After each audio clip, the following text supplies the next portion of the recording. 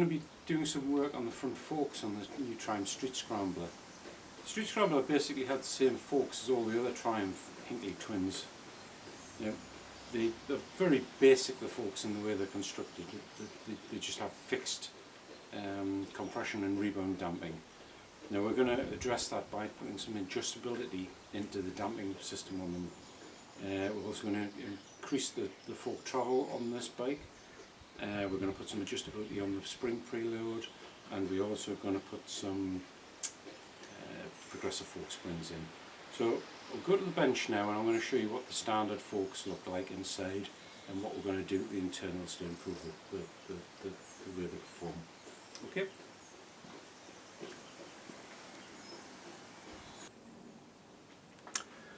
Okay, so we have a typical one-leg side of a Hinckley Bonneville fork here.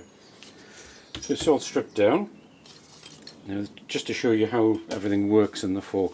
Now, all the Hinckley twins are basically the same fork, 41mm. The only differences between them tend to be this casting on the bottom, have different lugs or mountings for the mudguards or whatever. The stanchions vary in length from model to model, as do the springs. Other than that, they're all basically the same internals.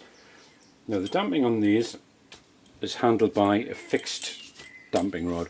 Very basic. This design of fork's been around for many years. Not very sophisticated at all. Most modern performance bikes now use what's called a cartridge system, which allows fine tuning of the damping.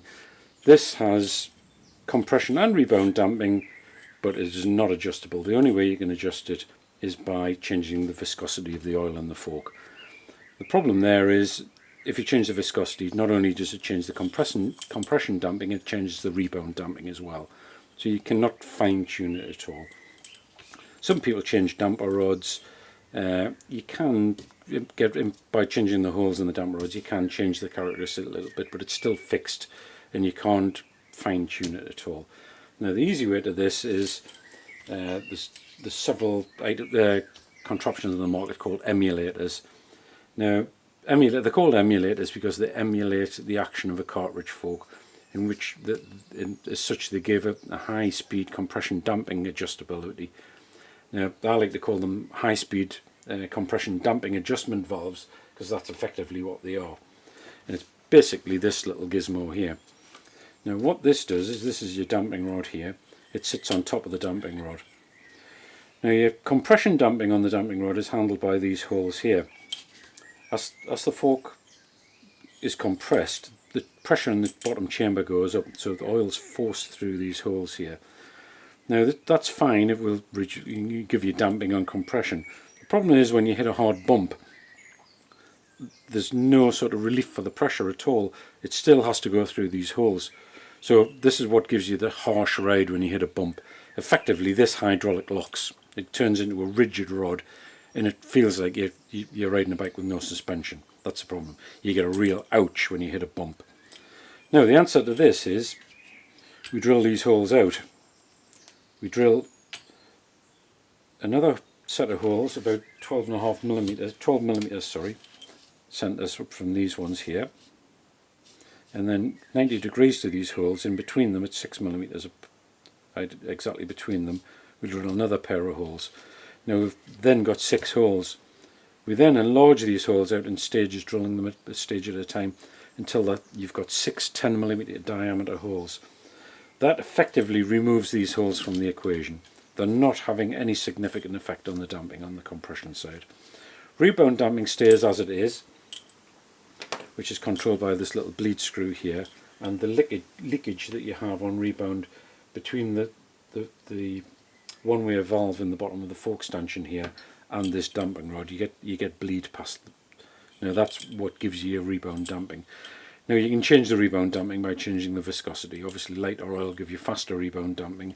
Heavier oil will give you stiffer rebound damping. So, with this in place, as this has no more control on compression damping, all the oil comes up through here on compression, and this little valve sits in way. Now, what this valve does, it has a small bleed hole in here. That gives you your slow speed compression damping, the oil weeping through this little hole here.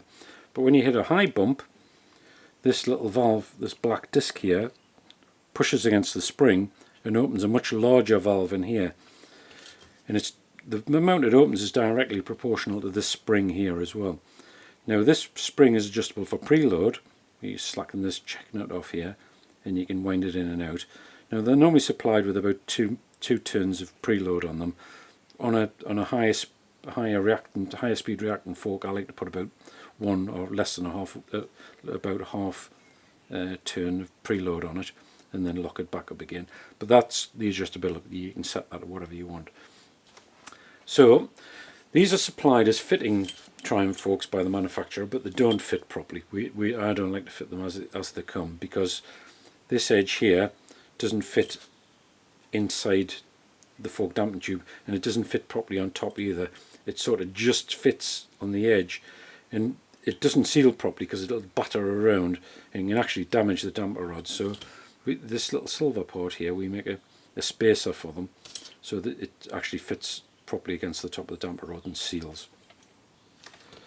So with this in place, we now have high speed compression damping, and compression damping and rebound damping are independent of each other, because you can adjust your compression damping on this and you can adjust the rebound damping on the viscosity of the oil and compensate for the viscosity of the oil with this valve.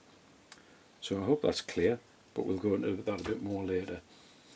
Right, next component up the line is your fork springs. Now these are a standard Triumph spring. As you can see, they're linear, in which means that they're wound the same all the way up. They're not a high performance spring, they're just a Billy basic linear spring.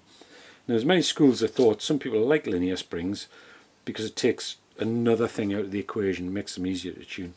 But we've had years of using progressive springs, and we just like the way they perform.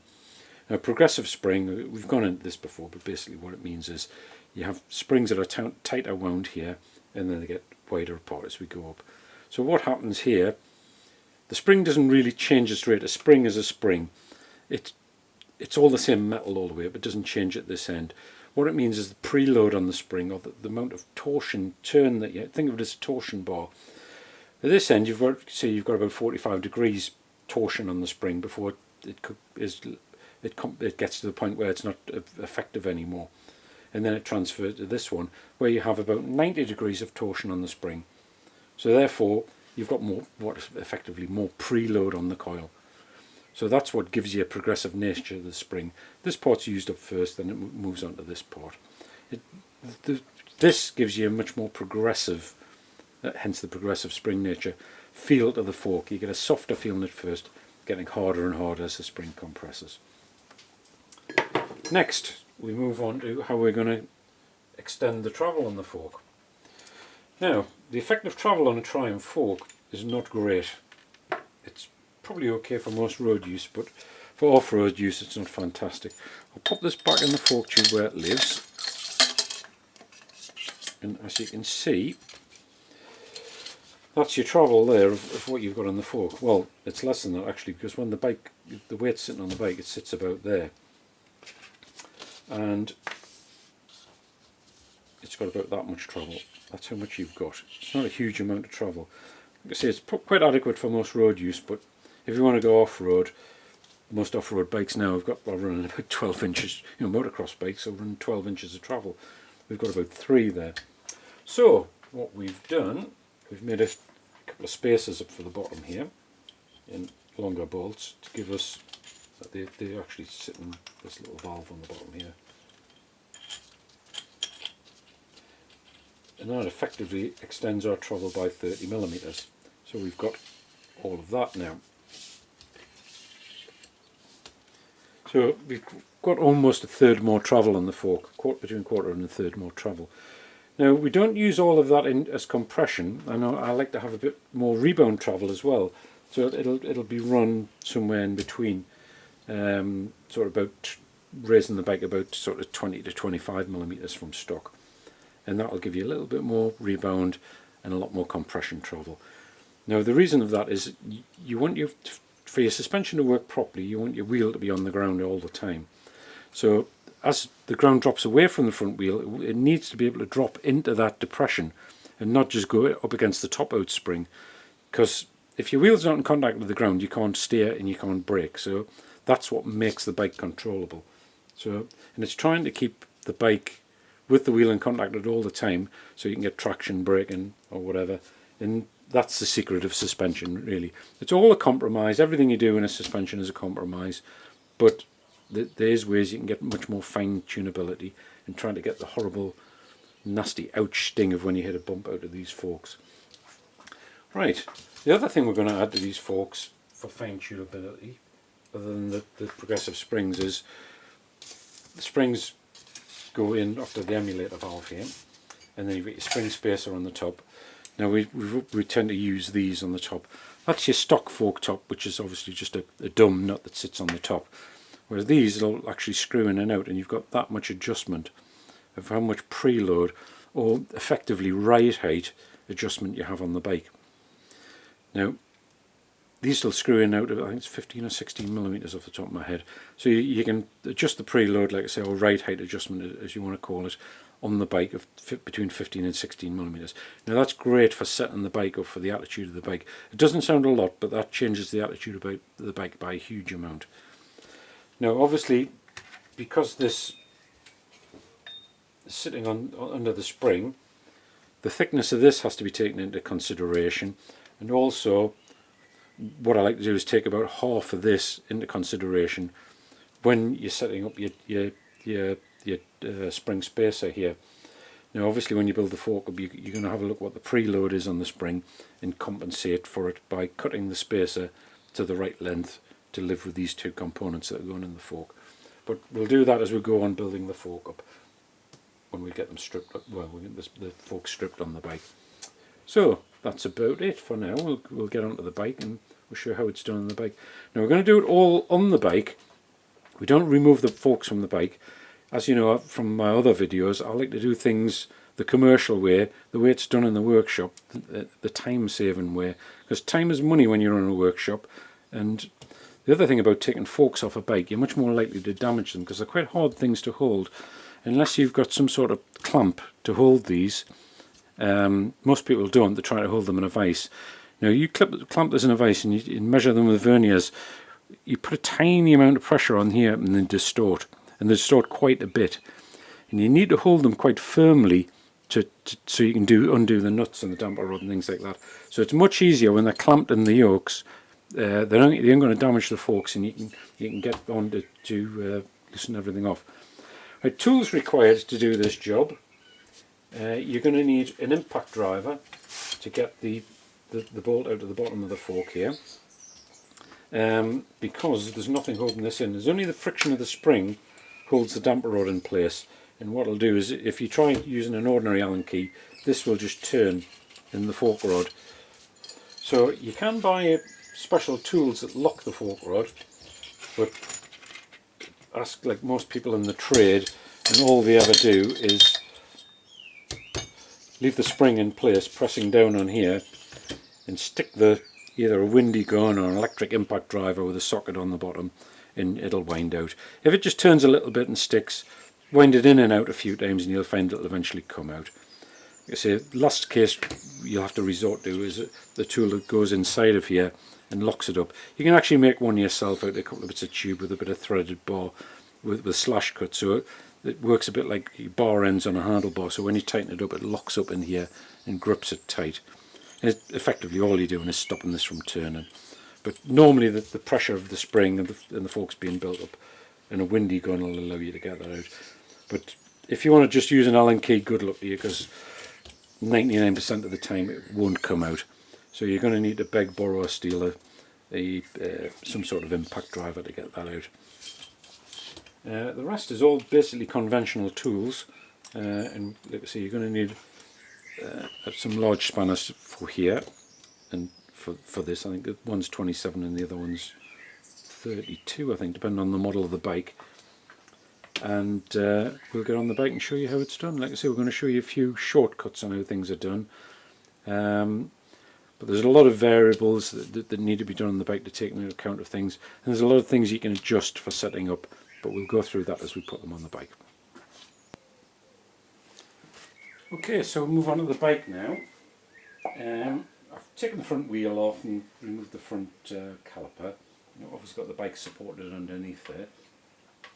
Now a little tip when you're using the windy gun on the fork legs, a lot of the time they'll come straight out just using the windy gun not as normal, but like this one here, I've put it in and it's just spinning. Now I've tried it backwards and forwards a few times and it didn't work. This one was the same.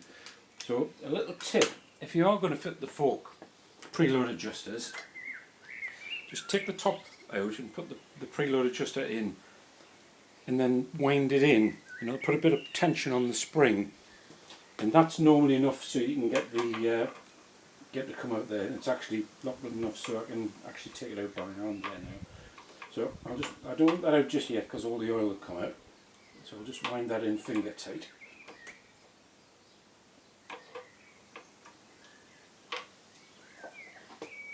And what I'm going to do is I'm going to put that fork cap on that side now so we can get that tension out. Okay, so I'll do that and then we'll come back to it.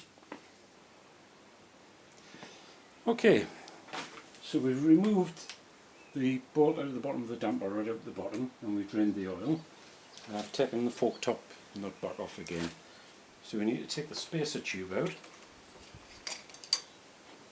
And I've just laid everything out onto a piece of clean paper or cardboard because you don't get any dirt in here.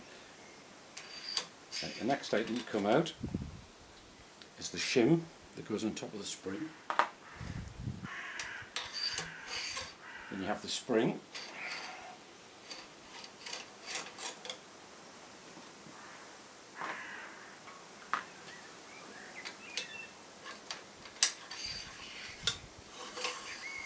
And then we have the damper rod. And underneath the damper rod, you don't need to take this out, but I'll take it out just to show you, is the top out spring.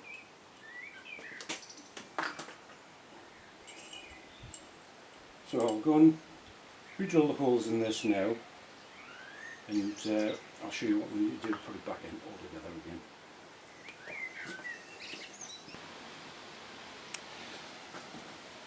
Okay, so I've drilled the damper rod out, and it's actually 8mm holes. Sorry, I said 10mm holes earlier, but we put 6 evenly spaced 8mm holes in there. Now, very important that you actually deburr and file off these holes so you don't have any rough edges on there, because you don't want them jamming on the rebound damping valve. So clean everything off, use some solvent, brake cleaner, WD-40, and then use an airline or whatever just to blast them nice and clean, because you don't want any bits of grit or metal in your fork. So the tip for assembling the forks is, what I've done is I've passed a piece of M8 rod. You can use anything really as long as it's smaller than the actual oil, but I've just used a bit of M8 studding there, which is a nice size. And what we need to first of all do is put the spacer that we're raising the forks within on first, and that just slides down nicely. Then we put the damper rod, not forgetting the top out spring, that goes on next. Give it a little jiggle so it sits down there. Then we put the new springs in.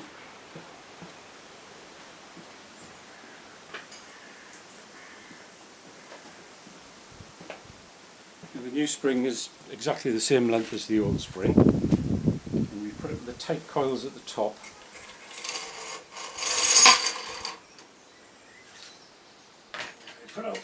Now we're not putting the emulator in at this stage because all we're doing is tightening the damper rod up. So we put the spacer tube and washer in.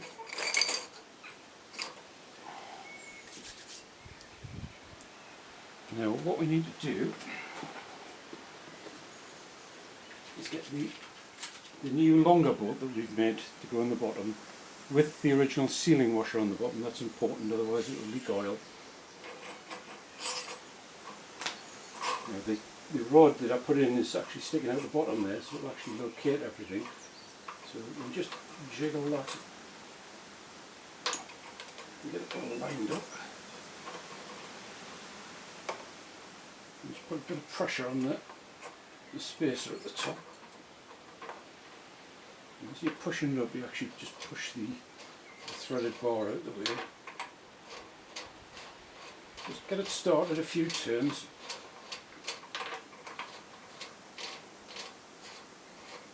And what you find once you've got it started, it'll probably stick a little bit in the threads and you're going to need a bit more pressure on the spring to get it to lock.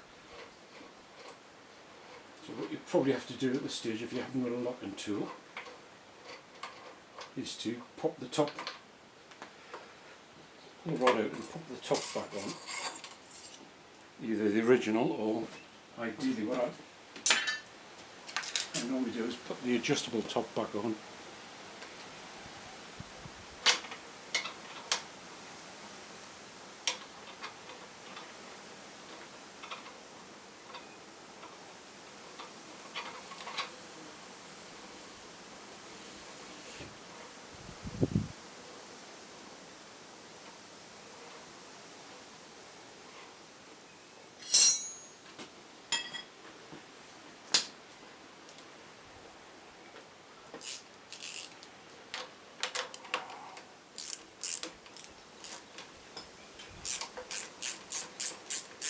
So wind that back in and wind the adjustment down so there's lots of nice pressure on the spring.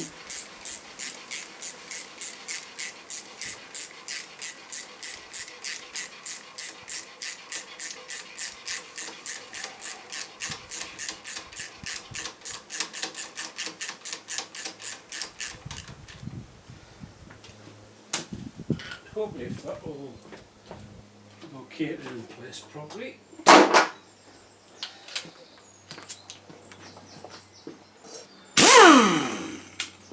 It's just a matter of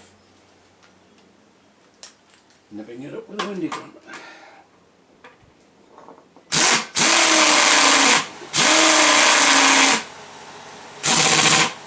There you go, tight.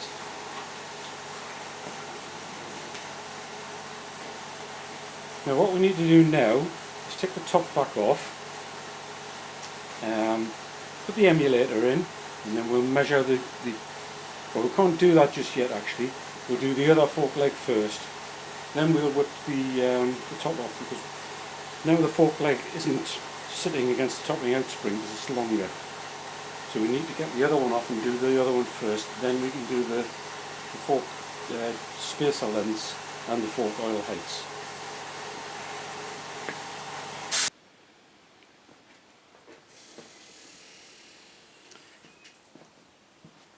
Okay, so that's all the damper rods assembled up in both the forks there now. I've taken the springs back out and the spacers back out, and we need to put the emulators in now. Now they just go in with the bolt sticking up. Very important that you put them in that way up, because you'll have no compression at all. So they must go in that way. So you just pop those in, and they sit on the top of the damper rods. Now before we put the springs in, we need to set the fork oil height. Now the fork oil height on this particular model, I mean you can check it with your workshop manual, but it should be checked with the fork fully compressed and filled with oil, but make sure you pump it up and down a few times first to get any air bubbles out of the system. Now the standard height is 170mm from the top of the fork. Now I like to run a little bit less for off-road, and you get less of an air compression spring effect on here. So I'm going to run it about 20mm less. So that's 190 from the top, right, but 20mm more from the top, sorry. So 20mm less oil. So the measurement from the top of the fork to the oil, fully compressed, will be 190mm. But if you're reducing your oil, always make sure that you've got full damping all the way through the stroke. Now remember that when you put your springs in, it will raise the oil level a little bit as well, so just compensate for that as well.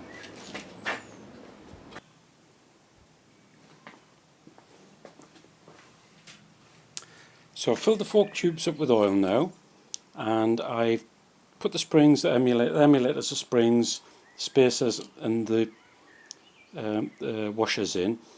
Now I've shortened the spacers by 28mm.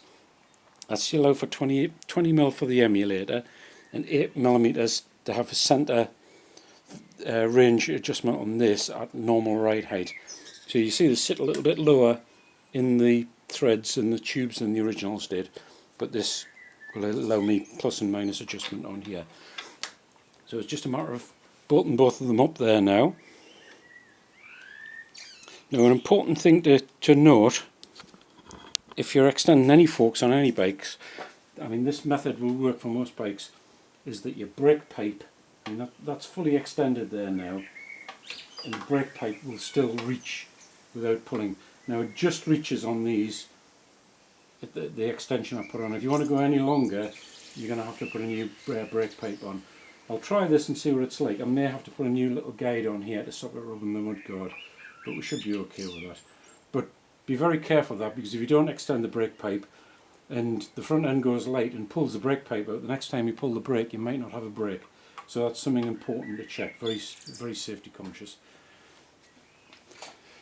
So this is just a matter of assembling everything back up now, and once these are tightened up, I'll put these to middle adjustment, and we should have a front end lift of about 1 inch,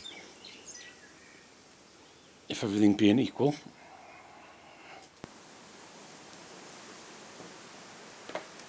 So that's it all installed there now. As you can see, it's sitting a lot higher at the front end now. It's amazing what difference 1 inch makes on the front. You can see how much is lying over on the side stand now. Now I'm going to play about with the settings a bit and get the damping just how I like it before I change the rear shocks. I'm putting shocks on the rear end set at about 15mm longer than stock, and I can play around with the length on that and the preload and the overall length.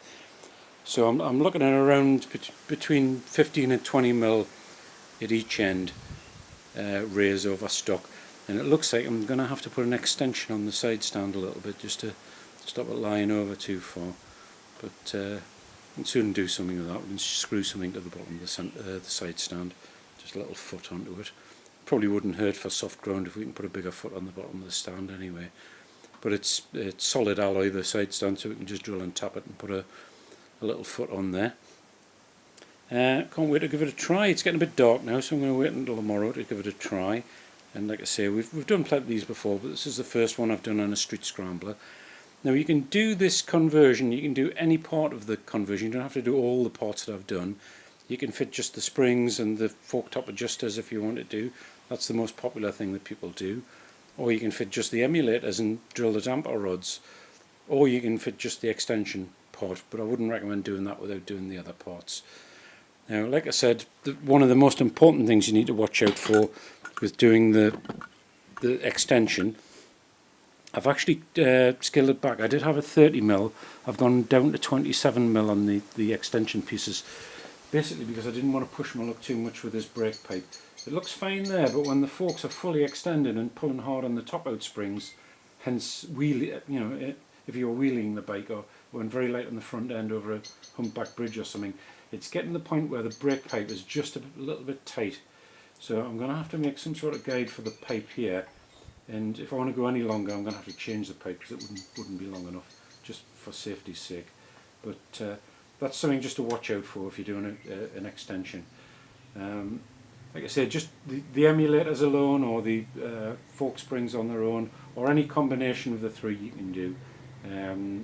It's just I thought I would do all three and show you how it could be done on the bike. It's taken about 1.5 hours to do it all by the time we've drilled the parts, and I think it takes a bit longer when you're doing a video, but yeah, it's not a bad job on the bike. It does save a lot of time and a lot of messing about taking them off, and it minimising the chance of doing any damage on there as well. So the next video I'll have the rear shocks on, and I'll give you a full report on how the bike's going with all the other mods we're doing on it. Okay, thanks for now.